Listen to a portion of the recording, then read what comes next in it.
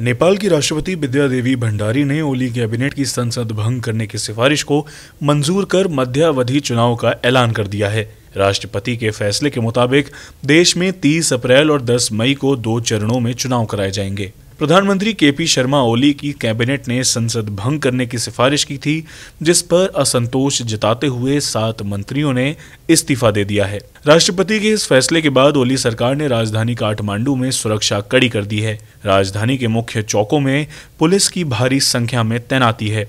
इससे पहले ओली कैबिनेट ने सत्तारूढ़ पार्टी में मतभेद उभरने के बाद प्रतिनिधि सभा को भंग करने की सिफारिश की थी। ओली ने रविवार को अपने कैबिनेट की एक बैठक बुलाई थी, जिसमें ये फैसला लिया गया। हालांकि पीएम केपी शर्मा ओली के इस कदम का पार्टी के बड़े नेता और पूर्व प्रधानमंत्री पुष्प कमल दहल ने विरोध किया है। केपी ओली के विरोधी उन पर पार्टी के 2 टुकड़े करने के आरोप लगाते रहे हैं। पार्टी के सह अध्यक्ष पुष्प कमल दहल, माधव कुमार नेपाल और झालानाथ जैसे बड़े नेता ओली पर पार्टी और सरकार को एक तरफा तरीके से चलाने का आरोप लगाते रहे हैं। दरअसल पार्टी उस अध्यादेश को वापस लेने की मांग कर रही है, जो प्रतिनिधि सभा के अध्यक्ष और विपक्षी नेताओं की सहमति के बिना किसी भी संवैधानिक संस्थाओं में नियुक्ति का पीएम ओली को अधिकार देता है। विवादों के बीच इस मसले पर पीएम ओली और पुष्प कमल दहल के बीच बात भी हुई थी। तब यह खबर आई थी कि पीएम ओली अध्यादेश वापस लेने के लिए राजी हो गए हैं।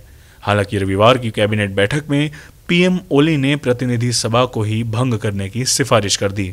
पीएम ओली के इस कदम का विपक्ष विरोध कर रहा है। संसद में मुख्य विपक्षी पार्टी नेपाल कांग्रेस ने कहा कि सदन को भंग करने की ओली की सिफारिश संविधान के प्रावधानों और भावना के खिलाफ है। पार्टी इस कदम का कड़ा विरोध करती है।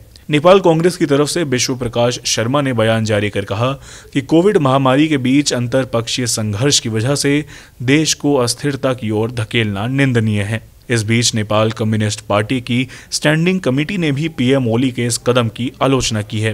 पार्टी की स्टैंडिंग कमेटी ने ओली के इस कदम को असंवैधानिक और अलोकतांत्रिक करार दिया है और कहा कि ये उनका निजी आधार पर लिया गया फैसला है। साथ ही स्टैंडिंग कमेटी के सदस्य गणेश शाह ने प्रधानमंत्री ओली के खिलाफ कार्रवाई करने की सिफारिश की। उन्होंने कहा कि बुधवार को होने वाली पार्टी की सेंट्रल कमेटी की मीटिंग में ये सिफारिश भेजी जाएगी। गौरतलब है कि पार्टी के भीतर पिछले 6 महीने से मतभेद चल रहा है।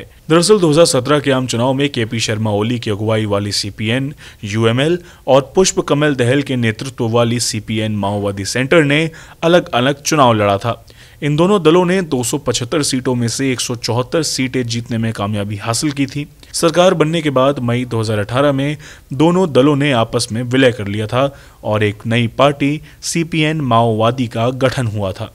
तब दोनों नेताओं ने 2.5 साल सरकार चलाने पर सहमति जताई थी, जबकि बाद में ओली अपने वादे से मुकर गए। ब्यूरो रिपोर्ट, गो न्यूज़।